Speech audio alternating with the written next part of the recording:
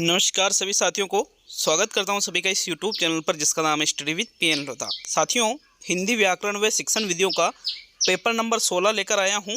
बहुत ही शानदार 30 प्रश्न देखने को मिलेंगे आपको, जो कि रीट पात्रता परीक्षा 2022 के लिए थर्ड ग्रेड का जो मुख्य पेपर होगा उसके लिए, साथ ही फर्स्ट ग्रेड और सेकंड ग्रेड के लिए भी काफ़ी ज़्यादा उपयोगी साबित होगा। देखिएगा, इसके पहले 15 टेस्ट हम हिंदी के कर चुके हैं। अगर वो आपने नहीं देखे तो वीडियो में यहाँ पर मैंने एंड स्क्रीन लगा दी है, वहाँ से आप इन 15 टेस्टों को देख सकते हो। राजस्थान जीके का आपको रोड डेली एक वीडियो मिल रहा है, साथ ही शिक्षण विधियों का रोड डेली एक वीडियो मिल रहा है।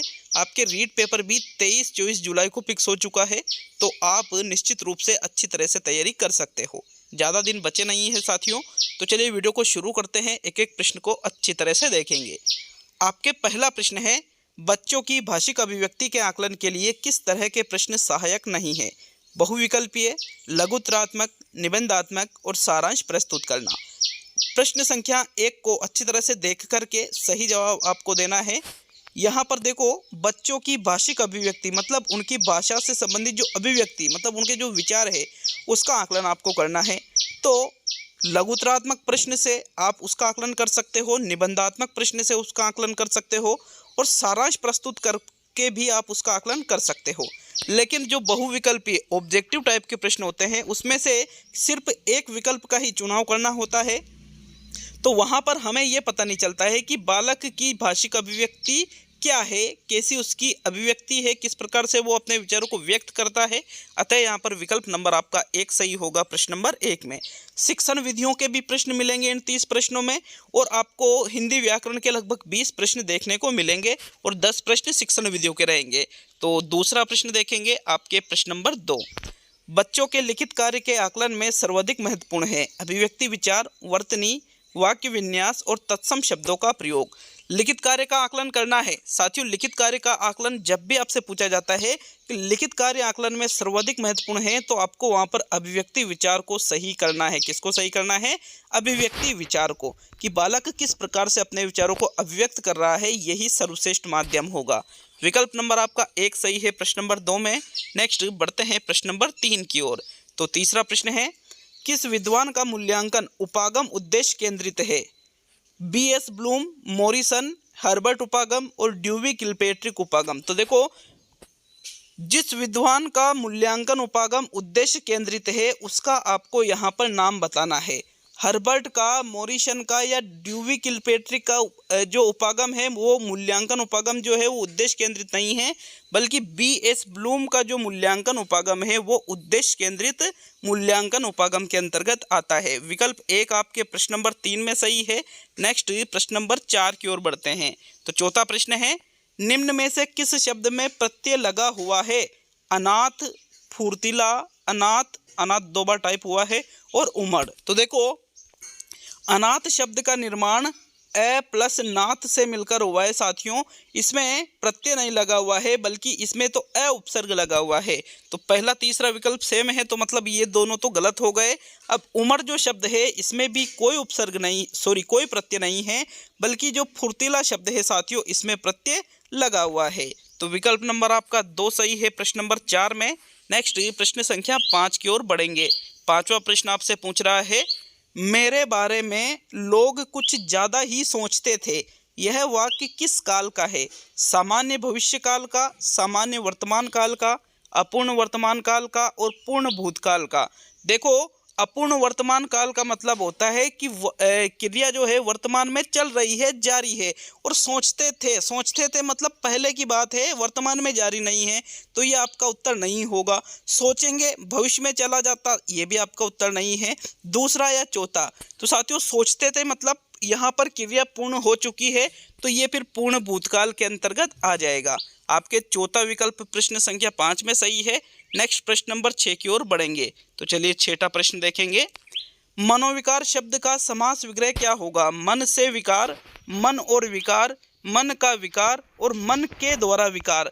देखिए पिछली रीट में कई सारे ऐसे अभ्यर्थी थे जिनके हिंदी में 30 में से 30 प्रश्न सही निकले थे इन टेस्ट सीरीज को ज्वाइन करके। तो आप निश्चित रूप से लगातार आप तैयारी जारी रखते हो तो उसका फायदा आपको एग्जाम में देखने को मिल जाएगा। साथियों देखो मनोविकार शब्द जो है इसका अगर हम समास विग्रह करते हैं तो इसका समास विग्रह मन से विकार, मन और विकार, मन के द्वारा विकार ये नहीं होगा बल्कि मन का विकार। यहाँ पर संबंध का के की संबंध तत्पुरुष समास इसमें है। कौन सा?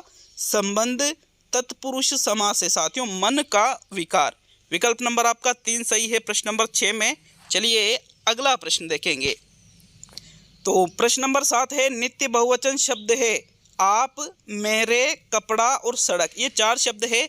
इनमें से नित्य बहुवचन मतलब जो हमेशा बहुवचन में रहता है तो साथियों कपड़ा का कपड़े हो जाता है तो कपड़ा बहुवचन नहीं हुआ। सड़क का सड़के हो जाता है तो ये भी बहुवचन नहीं हुआ।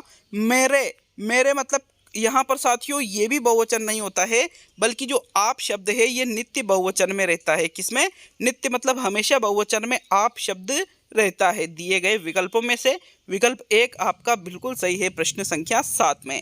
चलिए अगले प्रश्न की ओर बढ़ेंगे। तो आपके 8वां प्रश्न है हमें स्वराज मिल गया वाक्य में कौन सा काल है? सामान्य भूतकाल, संभाव्य भविष्यकाल, संभाव्य भूतकाल, अज्ञात वर्तमान काल। तो इनको आपको पहचानने की ट्रिक याद होना चाहिए। सबसे पहले आप वाक्य को देखो कि वाक्य किस काल में है। हमें स्वराज मिल गया, मिल गया मतलब क्रिया पूर्ण हो चुकी है तो वो किस में चला जाता है? फिर भूतकाल में चला जाता है। तो वर्तमान को हम हटा देंगे, भविष्य को हटा देंगे, 2 ही विकल्प हमारे पास बचे हैं। अब मिल गया था अगर ऐसा होता तो पूर्ण भूतकाल, मिल गया है अगर ऐसा होता तो आसन्न भूतकाल, और संभावना बताई जाती है तो वो संभाव्य भूतकाल। लेकिन यहाँ पर ऐसा कुछ भी नहीं हो रहा है तो फिर वो सामान्य भूतकाल में रहेगा। विकल्प 1 आपके 8वें प्रश्न में सही है। नेक्स्ट प्रश्न संख्या 9 की ओर बढ़ेंगे। 9वां प्रश्न है आपके निम्न में से संयुक्त वाक्य कौन सा है? धन मिला किंतु धर्म चला गया, उसने कहा कि देर मत करो, राम राज्य में सारी प्रजा सुखी थी, यदि मुर्गा बोलेगा तो सवेरा होगा। तो देखो यहाँ पर एक वाक्य, सिर्फ एक ही ऐसा वाक्य है जो संयुक्त वाक्य है। बाकी के 3 वाक्य या तो सरल होंगे या फिर मिश्र होंगे। तो चलिए देख लेते हैं कि आपका सही उत्तर कौन सा है प्रश्न नंबर 9 में। चौथे विकल्प से शुरुआत करते हैं। यदि मुर्गा बोलेगा तो सवेरा होगा। तो यदि और तो से शब्द जुड़ रहा है, यहाँ पर वाक्य जुड़ रहा है, ये चला जाएगा फिर मिश्र वाक्य में। यह आपका उत्तर नहीं है। राम राज्य में सारी प्रजा सुखी थी, इसमें कोई भी संयोजक या वियोजक शब्द नहीं है, अलग अलग वाक्य नहीं है, तो ये एक सरल वाक्य होगा। ये भी आपका उत्तर नहीं है। उसने कहा कि देर मत करो, जहाँ पर वाक्य की से जुड़ा हो साथियों वो चला जाता है मिश्र वाक्य में। किस में चला जाता है? मिश्र में। तो ये भी आपका उत्तर नहीं है। अर्थात विकल्प नंबर 1 सही है। धन मिला किंतु धर्म चला गया, अगर वाक्य किंतु से जुड़ा हो तो वो हमेशा किस में रहता है? संयुक्त वाक्य में रहता है।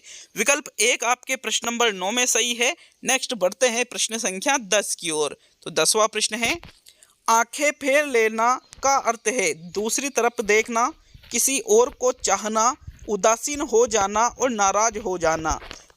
आपने कई बार इस वाक्य का प्रयोग किया होगा साथियों, आंखें फेर लेना। तो इसका सही अर्थ जो होता है दूसरी तरफ देखना, किसी और को चाहना, नाराज हो जाना ये नहीं बल्कि उदासीन हो जाना, मतलब एक तरह से अनदेखा करना, ये इसका सही अर्थ है। तीसरा विकल्प सही है आपके प्रश्न संख्या 10 में। नेक्स्ट प्रश्न नंबर 11 की ओर बढ़ेंगे। तो आपके 11वां प्रश्न है लंका का राजा रावण बहुत विद्वान था। इस वाक्य में रेखांकित अंश है। रेखांकित अंश यहाँ तक है साथियों, रावण तक। तो देखो रेखांकित अंश का अंतिम शब्द देखा जाता है और अंतिम शब्द है रावण, जो कौन सा शब्द है? विशेषण पदबंध है, क्रिया विशेषण पदबंध है, संज्ञा पदबंध है या सर्वनाम पदबंध है? तो यहाँ पर ये जो रावण शब्द है ये कोई विशेषण नहीं है, ना ही ये कोई सर्वनाम है, ना ही ये कोई क्रिया विशेषण है, बल्कि एक संज्ञा शब्द है। अतः इस वाक्य में संज्ञा पदबंध होगा। तीसरा विकल्प आपके 11वें प्रश्न में सही है। नेक्स्ट बढ़ेंगे अब हम प्रश्न संख्या 12 की ओर। तो आपके 12वां प्रश्न देखेंगे निम्न में से किस शब्द में हारा प्रत्यय नहीं है? पनिहारा, पालनहारा, लकड़हारा और किस्मत हारा। तो देखो किस्मत प्लस हारा शब्द से, किस्मत प्लस हारा शब्द से शब्द कौन सा शब्द बनता है? किस्मत हारा, इसमें हारा प्रत्यय है, आपको क्या देखना है, हारा प्रत्यय नहीं है। लकड़ी प्लस हारा, लकड़ी प्लस हारा, इससे शब्द बनता है लकड़हारा, तो इसमें भी हारा प्रत्यय, ये भी आपका उत्तर नहीं है। पालन प्लस हारा मतलब पालने वाला, ठीक है, तो पालन प्लस हारा से शब्द बना पालनहारा, इसमें भी हारा प्रत्यय है। लेकिन पनिहारी जो शब्द है ये साथियों पानी प्लस हारा से नहीं साथियों, पानी प्लस हारा से पनिहारा नहीं बनता है, पनिहारी बनती है, हारी प्रत्यय लगता है, हारा प्रत्यय इसमें नहीं लगता है, पनिहारा नहीं होता है, पनिहारी होती है। तो विकल्प नंबर जो 1 है इसमें हारा जो प्रत्यय है ये गलत तरीके से लग रहा है, इसका सही अर्थ नहीं निकलता है। तो विकल्प 1 आपके 12वें प्रश्न में सही है। नेक्स्ट बढ़ते हैं प्रश्न नंबर 13 की ओर। तो 13वां प्रश्न, बहुव्रीहि समास का उदाहरण है नील गगन, चक्रधर, यथासंभव और मृगनयन। तो देखो यथासंभव में यथा उपसर्ग लगा हुआ है, तो यथा मतलब अव्यय लगा हुआ है, तो साथियों ये अव्ययी भाव समास में चला जाएगा, अव्ययी भाव समास में ये चला जाएगा। मृगनयन, मृग के समान नयन, मृग के समान नयन ये कहलाता है मृगनयन, ये साथियों ये चला जाएगा आपके कर्मधारय में, किसमें चला जाएगा, कर्मधारय में। नील गगन, नीला है जो गगन वो कहलाता है नील गगन, नीला है जो गगन, तो ये भी चला जाएगा आपके कर्मधारय में, तो इसमें भी आपके बहुव्रीहि नहीं होगा। लेकिन चक्रधर, चक्र को धारण करने वाला कहलाता है चक्रधर, और चक्र को किसने धारण कर रखा है, विष्णु जी ने, तो यहाँ पर इसका तीसरा अर्थ निकल रहा है। अतः प्रश्न संख्या 13 में चक्रधर शब्द में बहुव्रीहि समास है। दूसरा विकल्प आपके 13वें प्रश्न में सही है। नेक्स्ट प्रश्न नंबर 14, अध्यापक ने कक्षा में गणित की परीक्षा ली, यह वाक्य है कर्मवाच्य है, कृतवाच्य है, भाववाच्य है और इनमें से कोई नहीं। तो देखो वाक्य जब भी पूछा जाता है कर्तृ कर्म भाव, तो अगर विकल्प आपके कोई सा भी प्रश्न हो कोई नहीं दे रखा है तो उसको तो आपको हटा देना है। भाववाच्य में नकारात्मकता का बोध होता है, यहाँ नकारात्मकता जैसा वाक्य में कुछ दिख नहीं रहा है, तो भाववाच्य भी आपका उत्तर नहीं होगा। अब क्रमवाच्य या कर्तृवाच्य, साथियों जहाँ कर्ता प्रधान होता है वो कर्तृवाच्य कहलाता है, और इस वाक्य में कर्ता प्रधान है, अतः ये वाक्य कर्तृवाच्य के अंतर्गत आ जाएगा।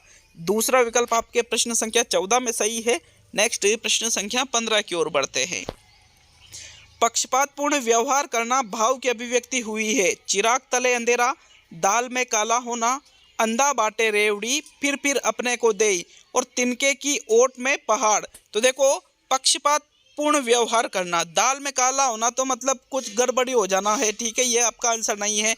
चिराग तले अंधेरा ये भी आपका आंसर नहीं है, बल्कि तीसरा जो विकल्प है अंधा बाटे रेवड़ी, फिर अपने को दे, ये कहलाता है पक्षपातपूर्ण व्यवहार करना।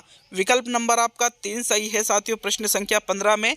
नेक्स्ट बढ़ते हैं अब हम प्रश्न संख्या 16 की ओर। वीडियो अच्छा लगे तो वीडियो को एक लाइक जरूर करिएगा और एक शेयर जरूर करिएगा साथियों। आपका एक लाइक एक शेयर ही यूँ मान सकते हो कि आपको ये जो निःशुल्क सुविधा दी जा रही है इसके सिर्फ यही चीज़ें, एक लाइक शेयर जरूर कर दिया करो। चलिए नेक्स्ट प्रश्न नंबर 16 की ओर बढ़ेंगे। सामने जो बड़ा महल दिखाई दे रहा है वह मेरा है, यहाँ पर ये पूर्ण विराम लगेगा, विस्मय सूचक नहीं। इस वाक्य में कौन सा समास है, सॉरी समास नहीं सर्वनाम, कौन सा सर्वनाम है, कौन सा सर्वनाम है, पुरुषवाचक सर्वनाम है, निश्चयवाचक सर्वनाम है, अनिश्चयवाचक सर्वनाम है और निजवाचक सर्वनाम है। तो देखो सामने जो बड़ा महल दिखाई दे रहा है वह मेरा है, मतलब ये चीज़ फिक्स है साथियों, निश्चित है, अतः इसमें निश्चयवाचक सर्वनाम होगा। दूसरा विकल्प आपके सही है, अनिश्चयवाचक नहीं है, निजवाचक नहीं है, पुरुषवाचक नहीं है। चलिए अब हम आगे बढ़ेंगे प्रश्न संख्या 17 की ओर। तो आपके 17वां प्रश्न, विपद जाल में कौन सी संधि है, व्यंजन संधि है, वृद्धि संधि है, दीर्घ संधि है और गुण संधि है। तो देखो यहाँ पर विपद जाल का हम संधि विच्छेद करेंगे तो इसका जो संधि विच्छेद होगा वो होगा विपत प्लस जाल बराबर शब्द क्या बनेगा साथियों, विपद जाल। तो यहाँ पर कौन सी संधि हो रही है, व्यंजन के बाद में यहाँ पर व्यंजन आ रहा है, व्यंजन से व्यंजन का जहाँ मेल होता है वहाँ व्यंजन संधि होती है। विकल्प 1 आपके प्रश्न संख्या 17 में सही रहेगा। कौन सा विकल्प सही रहेगा, विकल्प नंबर 1। चलिए नेक्स्ट प्रश्न नंबर 18 की ओर बढ़ते हैं। तो आपके 18वां प्रश्न, तय शब्द है, तत्सम शब्द है, ये एक तद्भव शब्द है, एक देशज शब्द है और विदेशी शब्द है। तो देखो जो तय शब्द है ये तत्सम या तद्भव शब्द नहीं है, ना कि देशज शब्द है, बल्कि ये एक विदेशी शब्द है। कैसा शब्द है? विदेशी शब्द है। तो विकल्प नंबर आपका 4 सही है साथियों प्रश्न संख्या 18 में। नेक्स्ट 19वां प्रश्न, मदन काली पतलून पहनकर खेलने आया, इस वाक्य में विशेषण है काली, पतलून, मदन और खेलने। तो देखो यहाँ पर विशेषण का मतलब क्या होता है साथियों, कि वह शब्द जो विशेषता बताता है, वह शब्द जो विशेषता बताता है उसको हम क्या कहते हैं? विशेषण कहते हैं। और जिसकी विशेषता बताई जाती है उसको हम विशेष्य कहते हैं। तो यहाँ पर आपसे क्या पूछा जा रहा है? विशेषण पूछा जा रहा है। तो विशेषता बताने वाला शब्द कौन सा है? मदन, काली, पतलून। तो साथियों पतलून की तो विशेषता बताई जा रही है, पतलून तो विशेष हुआ, और काली शब्द विशेषता बता रहा है, अर्थात ये विशेषण हुआ। तो मतलब यहाँ पर काली जो शब्द है विकल्प नंबर 1 में, ये आपका एक विशेषण शब्द है। विकल्प 1 आपके 19वें प्रश्न में सही रहेगा। चलिए नेक्स्ट प्रश्न नंबर 20 की ओर बढ़ते हैं। तो आपके 20वां प्रश्न, कुसंग का अर्थ है कुशल साथी, कक्षा के साथी, संगीत के साथी और बुरी संगति। तो देखो कक्षा के साथी तो सहपाठी कहलाते हैं, यह आपका उत्तर नहीं है।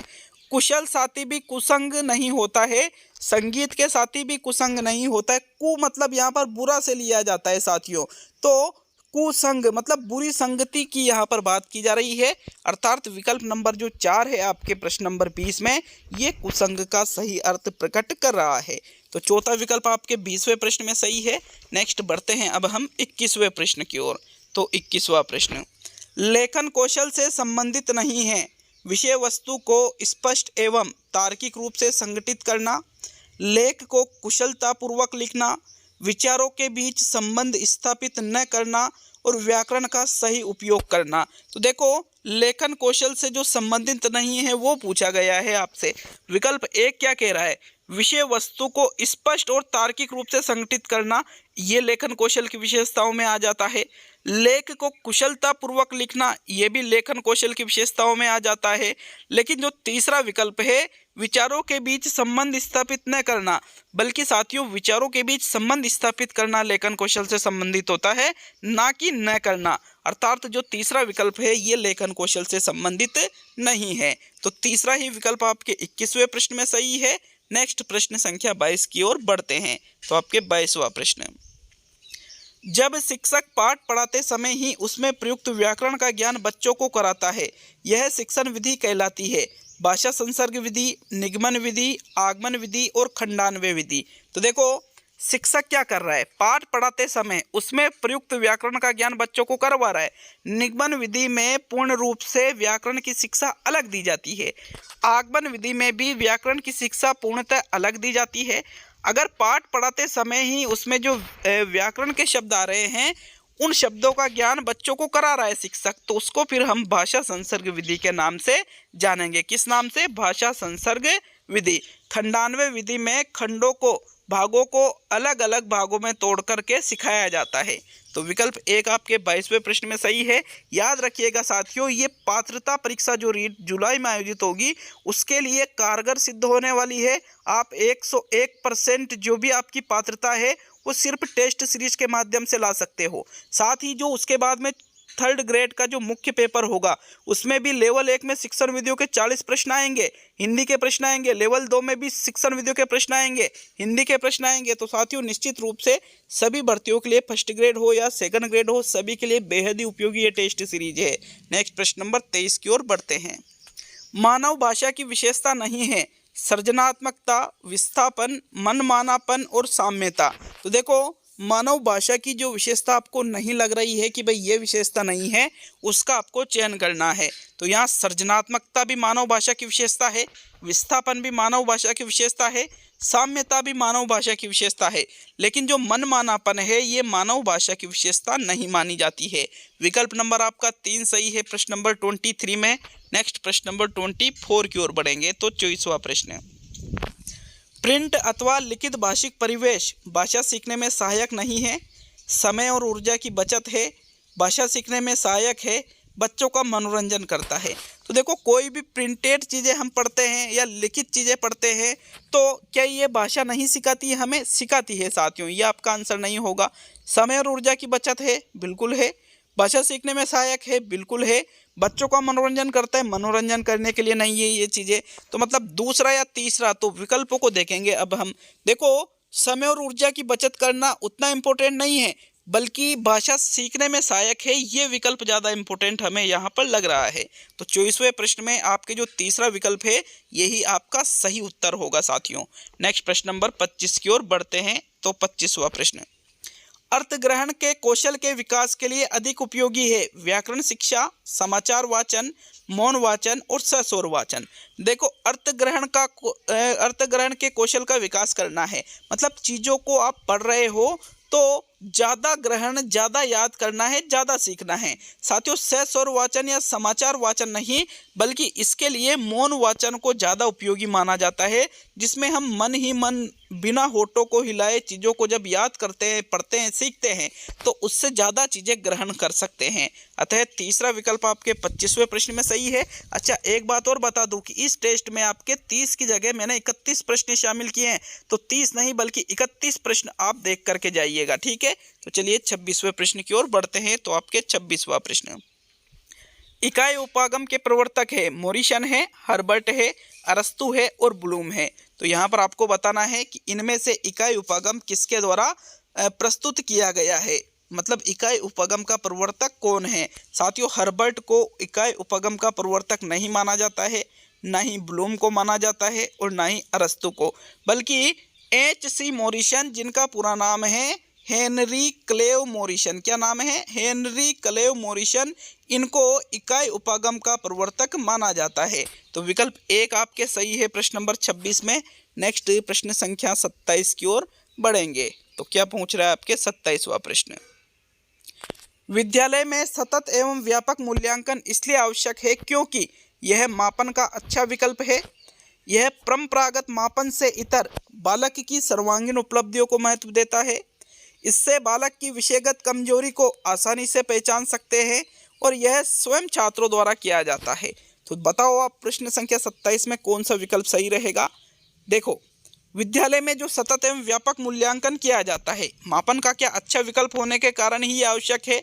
जी नहीं, बल्कि यह जो परंपरागत तरीके से जो मापन किया जाता आ रहा था, उससे हटकर के बालक के सर्वांगीण विकास की ओर, बालक की सर्वांगीण उपलब्धियां हैं उसका मापन करता है, उसको ज़्यादा महत्व देता है, इसलिए यह आवश्यक माना जाता है। तो विकल्प नंबर आपका 2 सही है साथियों। प्रश्न नंबर 27 में कम से कम आपके 25 से 26 प्रश्न इस टेस्ट में सही होने चाहिए। नीचे हमें कमेंट करके जरूर बताइएगा कि कितने प्रश्न आपके सही हो रहे हैं। चलिए नेक्स्ट प्रश्न नंबर 28 की ओर। अच्छा, एक और बात, अगर किसी प्रश्न में कोई त्रुटि नज़र आती है या फिर आपको लगता है कि यार इसका आंसर ये भी हो सकता था, तो नीचे आप बेझिझक कमेंट कर सकते हो साथियों। 28वां प्रश्न है, भाषा के मूल्यांकन में कौन सा परीक्षण नितांत आवश्यक है? वस्तुनिष्ठ परीक्षण, वर्णनात्मक परीक्षण, मौखिक परीक्षण और प्रायोगिक परीक्षण।